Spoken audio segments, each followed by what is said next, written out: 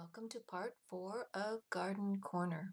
I'm Karen Alari, and we're painting a little painting today of some geraniums. This is a tiny painting. It's only 6 inches by 6 inches, and we've been working on these flowers. Do you see how I'm mixing that paint color right on top of the green? And I've been using this palette for so long today that that green is completely dry and I can mix another color right on top of it. It's one of the unique things about acrylic paint. So we're just working on these secondary flowers and finding the shadow colors and the highlight colors. Just enjoying the process. Really, that's what it's all about in the end, isn't it? Is enjoying the painting process. And sometimes we get caught up in, oh, am I doing this right? Is this good? Is it not good? And ultimately, it really doesn't matter. What matters is that you're enjoying the process. And I definitely love doing these little flowers and looking at the colors and finding the colors.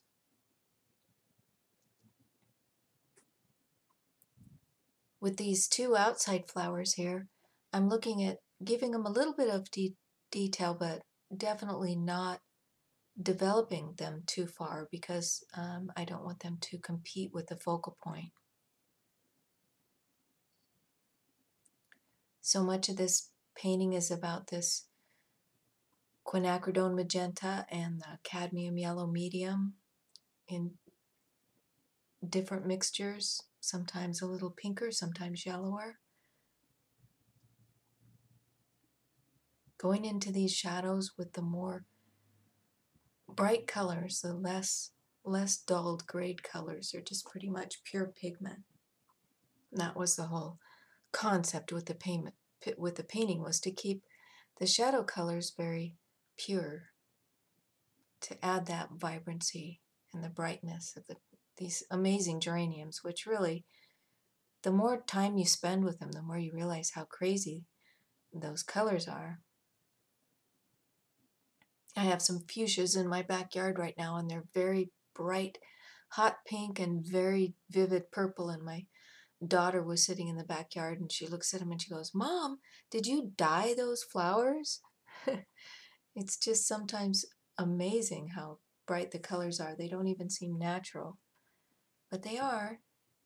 And when we sit and take a photograph and then sit for a few hours and paint them, we get to really enjoy understanding the color and the beauty of it. And there's something about vibrant color that just, it makes you feel good. And these warm, bright colors are very energetic and they're very energizing, and you just feel better for having spent some time with them. Pretty quickly here, we're going to move on to the foliage. And I really do love brightly lit foliage. Again, it's a color thing, but great deal of fun to try to find those colors and try to depict them, because again, we're using pigment, we're not using light the way nature does, so we just have to find a way to represent it because we can't exactly duplicate it. Dipping into a little bit of my Hansa yellow light as well as the cadmium yellow medium. Hansa yellow is a cooler yellow, and it's also not as vibrant. It tends to get lost a little more in a mixture. But I do like it when I'm trying to make these bright greens. Cadmium yellow tends to muddy things up a little bit. And one thing you'll notice on my brush right now, I haven't completely mixed that mixture, and so I end up with a little bit of yellow, a little bit of green on the brush, which is very fun to do. It's very fun to just lay those strokes down, and you never know exactly which color is going to come through, and it gives almost a, I kind of liken it to watercolor in the way that it's kind of happy accident that goes on. At this point, the green's pretty well mixed, though. I'm trying to really establish this little V shape of bright green that's pointing straight to my center of interest flower. And I love the way in the reference photo, these little brightly lit flowers, leaves were right in the middle of that dark. So there was a dark area, but the leaf came out and the sunlight was hitting it brightly. So that makes a really nice way to frame our focal point with these really bright geometric shapes, which are the leaves. I'm thinking about the shape of a geranium leaf, which is so characteristic of the geranium, that round shape. So I'm trying to use my brush strokes and define that rounded shape a little bit. I mean, when you're looking at the picture, you only see little bits of it, but here I've switched over to my liner brush, or a rigger brush is sometimes called, putting in a little bit of the some of the stems in there. And now I've switched back. I edit the switching part out, but now I've switched back to my number 4 round bristle. Putting in some very bright blue there right before this step. I like to put some bright ultramarine blue in my shadow areas. It just gives it a little pop of richness and depth that I think is very interesting.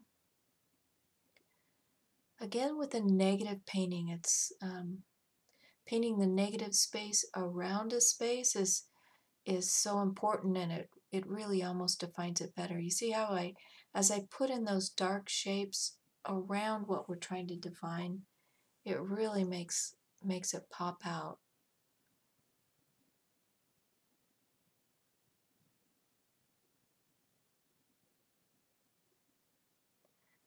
Underneath all these little flowers, these geranium flowers, they have the little buds that hang down, which are very interesting and interesting shapes, and they add quite a bit, I think, to the painting. Just these little hints of the bud shapes hanging down under the flowers.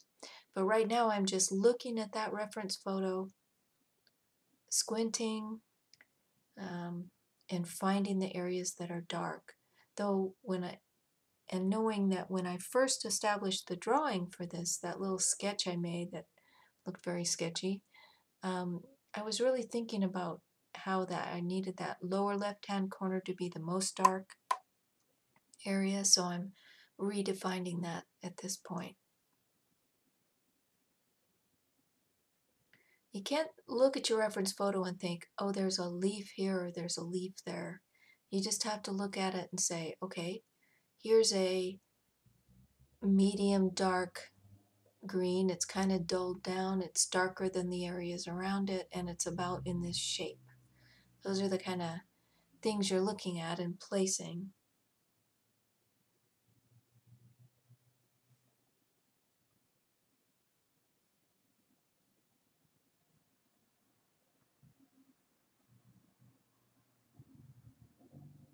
Lightening up my green, and I've moved back to my rigger brush there so that I can create a few more stems. You don't want to do too many, and you don't want to be too exact with it. Try to keep it loose. Of course, I say that, but a lot of people like to paint very realistically and not loose at all. So there really are no rules. It's just a matter of finding what pleases you and what makes you happy. Now I've moved to a very tiny brush. It's a little, oh no, I'm still with my rigger brush. I was thinking I was with the tiny one. I stayed with the rigger, and I'm putting a highlight side onto those stems that I just did.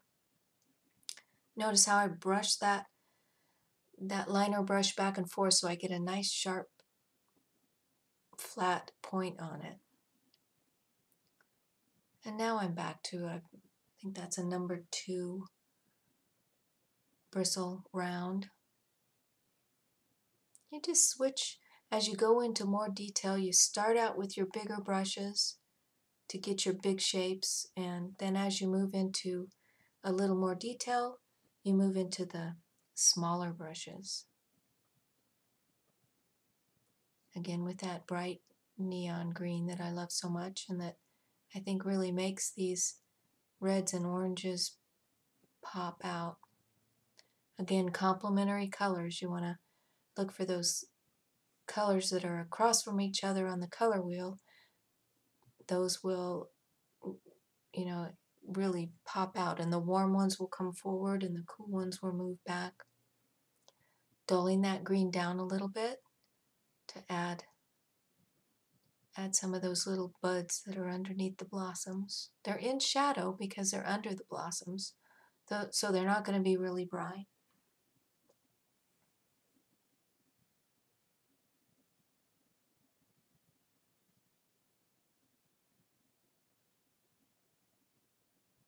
I hope these little videos I'm doing inspire you to try these paintings yourself. Especially this little 6x6 size is so fun. You don't need a lot of space, in a studio.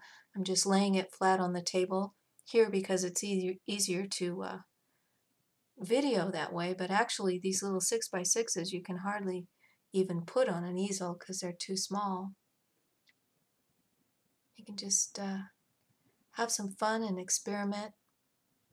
Just remember to edit whatever photograph that you choose. Don't try to do too much in these little tiny canvases.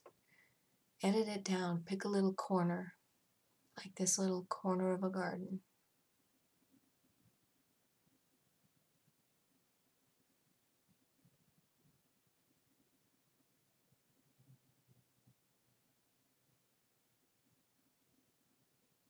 Now I think I've moved to that little tiny brush. It's a synthetic brush and it's very small, just to get some little tiny accents and lines in there.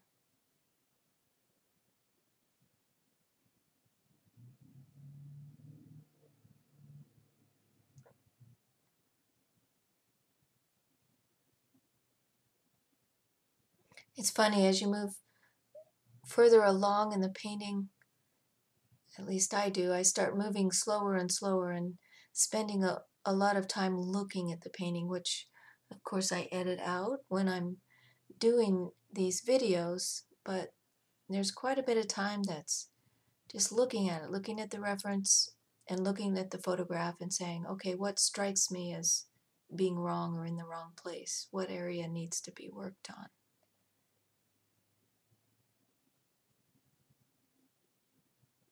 I also edit out all the rinsing of the brush. There's a whole lot of, I rinse my brush very often in the water to try to keep it clean. And if I'm not rinsing it in the water, I'll also use my paper towel that I keep in my left hand most of the time and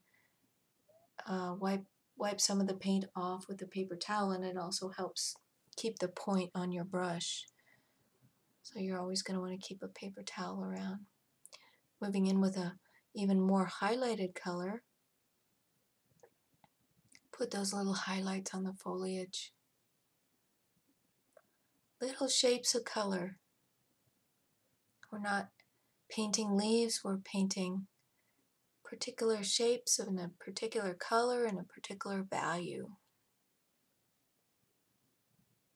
We're about done with this section, and the next part will be our last part. We'll be finishing up this little painting and doing some critique on it and coming back in and changing a few things. So I hope you enjoy the process, and I'll see you in part 5. Thanks for joining me.